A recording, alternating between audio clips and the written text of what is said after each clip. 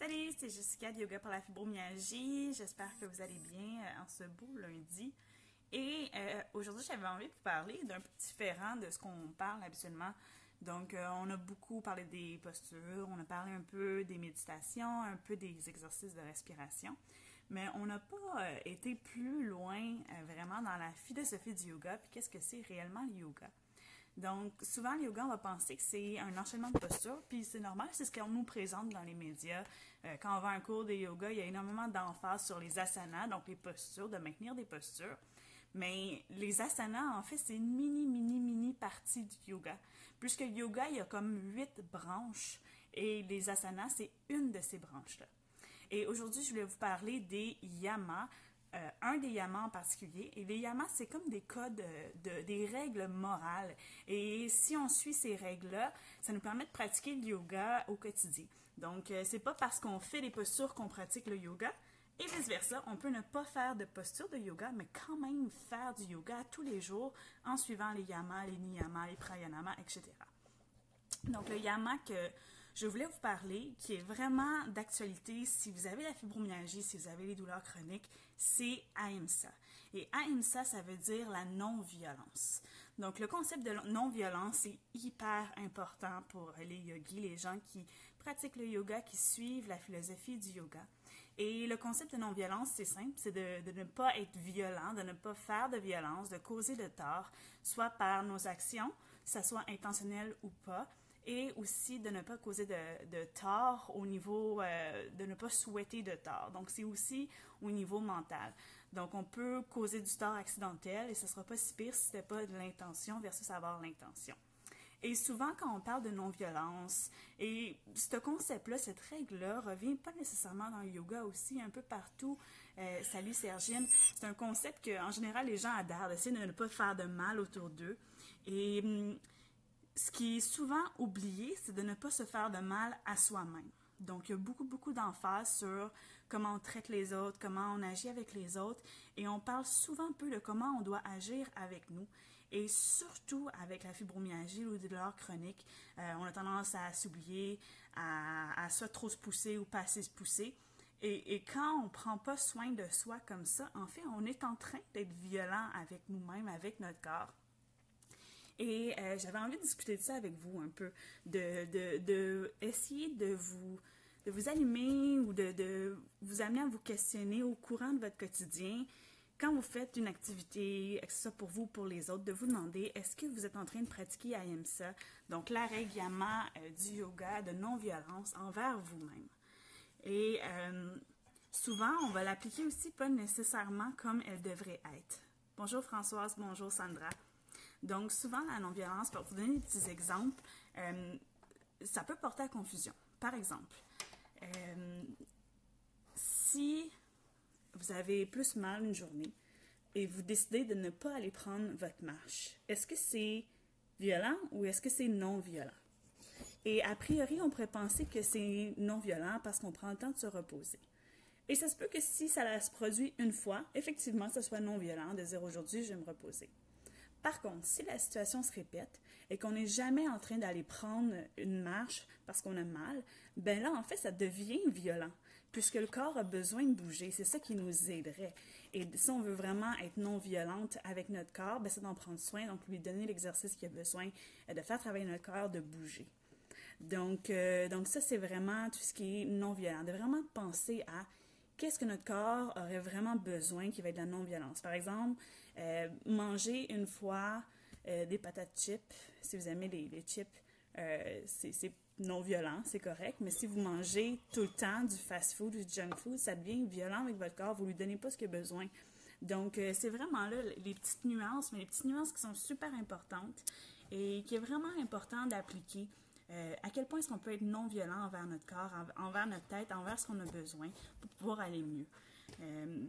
C'est ça. C'est comme si, dans le fond, ça nous permet de vivre en accord avec nous-mêmes, avec ce qu'on a besoin, de respecter nos besoins, nos vrais besoins.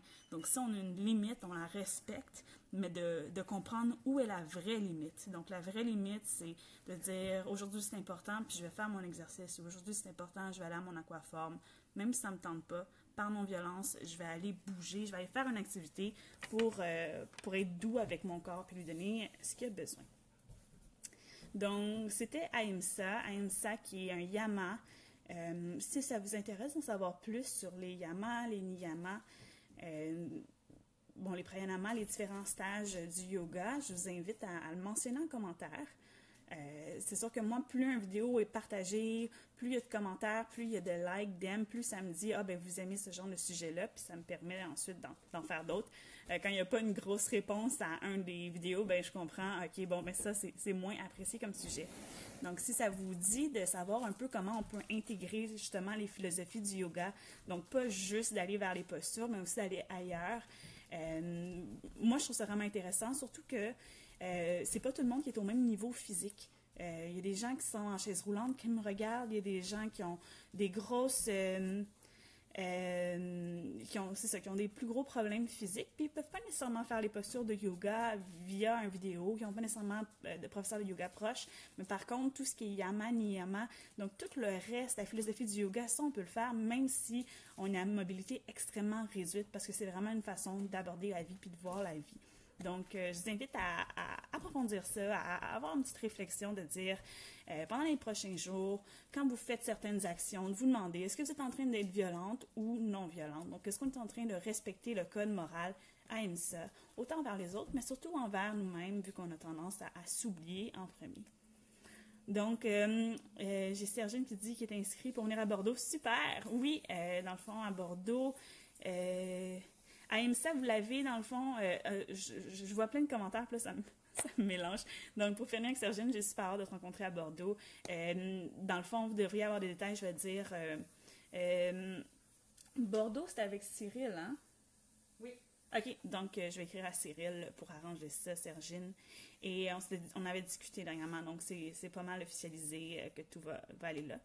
Et Sandra qui demande, ça s'écrit comment? Ahimsa, ça s'écrit A-H-I-M-S-A, mais avec un petit tiret dessus. Et c'est un yama, donc Y-A-M-A. Et si ça vous intéresse d'avoir plus, il y a un livre qui est génial, qui est écrit par Iyengar. Moi, je suis formée dans la méthode Iyengar au niveau du yoga. Donc, c'est comme le père fondateur, mettons, de cette variation-là moderne du yoga. On utilise beaucoup d'accessoires, les chaises, des choses comme ça. Et ce livre... qui est... ça, c'est la version anglaise, plus c'est miroir, fait que vous n'allez pas pouvoir lire. Ça s'appelle Light on Yoga. La lumière sur le yoga, c'est sûr qu'il y a une traduction en français. Et c'est BKS Iyengar qui ont écrit ça. Donc, Iyengar, I-Y-E-N-G-A-R. Bon, il explique plein de postures. Là. Il y en a qui sont intimidantes, là. Fait que vous n'allez pas nécessairement faire ça, mais moi, je fais pas ça. Mais... par contre, il prend le temps d'expliquer plusieurs choses. Oui, je sais qu'on va à l'envers. Les Facebook Live, il n'y a comme pas moyen de s'en sortir. Ça me fait miroir. Mais je vais vous écrire en commentaire si ça vous intéresse. Light on Yoga. Comme je vous dis, il y a plein de postures. Bon, il y a des postures qui sont beaucoup plus accessibles, mais dans le fond, il va vraiment parler de toutes les postures. Là, c'est vraiment drôle parce que je vous cherche des postures accessibles. Et toutes les postures sont ridiculeusement bretzel en ce moment. Puis je suis capable de trouver des postures de base. Mais, donc c'est ça. Il explique vraiment les méthodes traditionnelles. C'est pas nécessairement le meilleur livre de yoga thérapeutique. Par contre, c'est vraiment... on appelle ça la Bible du yoga, en fait, parce que ça a été écrit il y a vraiment longtemps. C'est ça, 50 ans. Traduit en 30 langages. Languages, traduction dans 50... des langages. Des langues. Je perds mon franc. Des langues. J'ai Laurence qui me dit oui, c'est langue. Pas des langages. Donc c'est ça, il va l'avoir si ça vous intéresse de voir. De toute façon, vous pouvez l'emprunter à la bibliothèque, c'est assez comique. Certaines postures, je vais vous en trouver. Il y en a des bonnes, là. Le genre de trucs qu'on fera tous jamais. Celle-ci s'appelle la tortue. Il faut que je vous la montre, ça vaut la peine. Donc, la tortue, où on a littéralement les bras en dessous des jambes, énormément de souplesse des ischio-jambiers. C'est le genre de... ou celle-ci, vous voyez, Donc, vraiment, le pied en arrière de la tête. Donc c'est ça. Ça, c'est toutes les postures de yoga plus traditionnelles. Moi, je vous montre pas ça dans mes classes parce que même moi, je ne fais pas ça. Par contre, il y a toujours façon de la tortue, par exemple, je la fais juste avec une variation modifiée où on utilise une chaise. Donc, on a le même bénéfice d'étirer les ischio-jambiers, d'allonger la colonne, de comprendre le mouvement du bassin par-dessus les cuisses, donc le fémur qui s'ancre, sans c'est ça. Oui, il faut être souple. J'ai déjà été dans un cours de yoga où on faisait une variation de ça. Attendez, je vais vous trouver ça. Je vais vous trouver ça. Quelle posture on faisait? C'était rendu pas pire, mon affaire. Je vais vous trouver ça. Trouver Titibasana.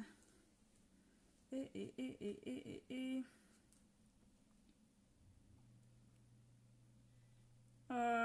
même pas en ordre alphabétique. C'est même pas en ordre alphabétique, Titibasana. Name of Asana.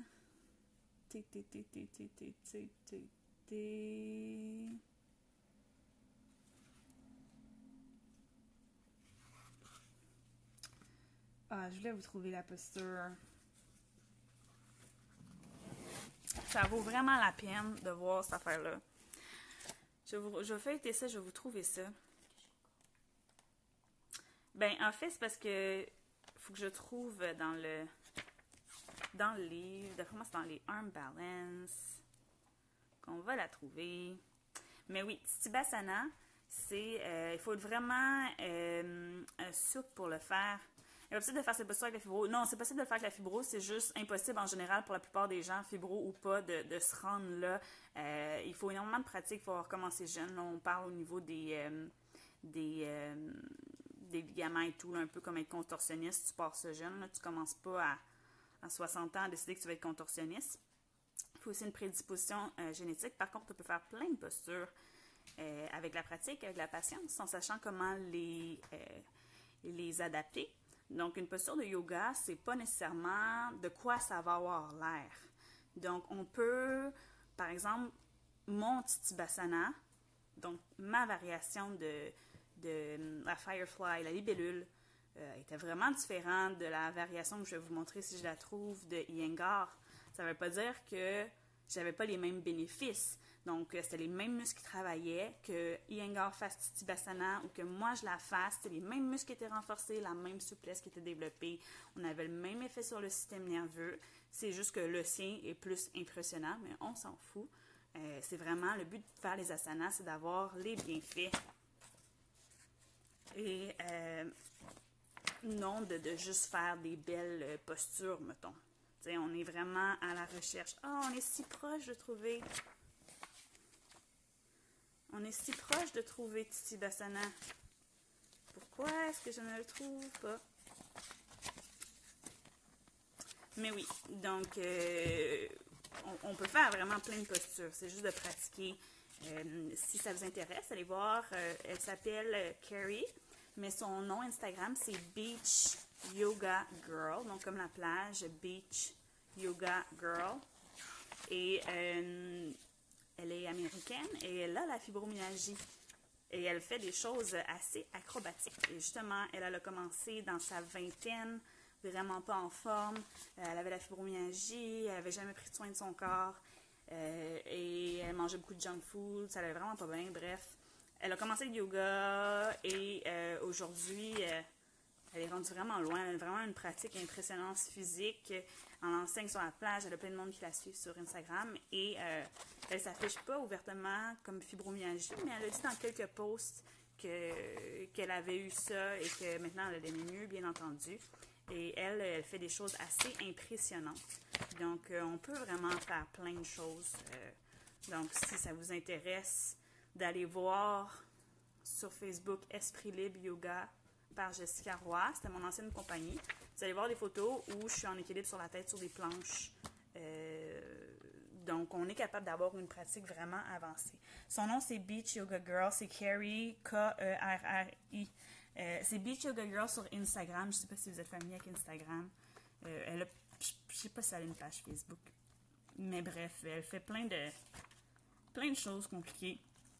Et c'est ça. Donc, moi, c'est vraiment un de mes exemples qui me confirme que le yoga peut vraiment faire une différence avec la fibromyalgie. C'est pas la seule. J'ai plusieurs amis qui sont profs de yoga, qui sont devenus profs de yoga parce que justement la fibromyalgie, ça les a vraiment aidés. Donc c'était pas mal ça. On est vraiment loin du sujet maintenant. Je voulais vous montrer Titibasana, ce que j'ai jamais trouvé. Je vous parlais de cette posture-là parce que c'est Françoise qui avait dit qu'il faut être souple en titi. Puis, une fois dans un cours, on faisait cette posture-là. On faisait une préparation pour faire cette posture-là. En gros, tu es en équilibre sur tes bras, puis tu as tes jambes qui vont de chaque côté de toi. Donc, beaucoup de souplesse, beaucoup de force. Et une des instructions que je me suis fait dire par mon professeur, c'est de mettre notre tête dans nos fesses. Donc, il fallait aller vraiment en flexion avant. Ça ressemble un peu à ce que je vous ai montré avec la tortue, mais imaginez en équilibre sur les bras. Et on s'est fait dire, mettez votre tête dans vos fesses. Donc, oui, ça prend de la souplesse, mais c'est ça. C'est bien comique comme moment. Et ça a détendu l'atmosphère pour ensuite être capable d'aller un petit peu plus profondément dans la souplesse. Quand on rit, quand on se détend, c'est plus facile versus si on est en train de forcer pour essayer d'avoir la posture. Puis là, tout est crispé. C'est difficile d'aller en souplesse dans ces moments-là. Donc, comme toujours, si vous avez des commentaires, des questions, participez. Aussi, Facebook est en train de changer ses algorithmes. Je ne sais pas si vous êtes au courant. Et maintenant, il veut de moins en moins montrer les trucs de page. De ce que je comprends. Parce que tout le monde veut voir plus de trucs de ses amis, puis plus de trucs de leurs connaissances, ce qui est normal. C'est juste que ce que ça va faire concrètement, c'est que vous allez sûrement plus voir mes Facebook Live. Donc, de plus voir de yoga pour la fibromyalgie. Donc, si vous voulez rien manquer de yoga pour la fibromyalgie, qu'il faut vraiment aller dans la page, puis au top, ça va être marqué « Abonner », il faut s'abonner. Comme ça, vous allez pouvoir voir mes choses. Et le best, c'est toujours d'aller sur Yoga Fibromyalgie. Je regarde Gustave. Il faisait de coller de range.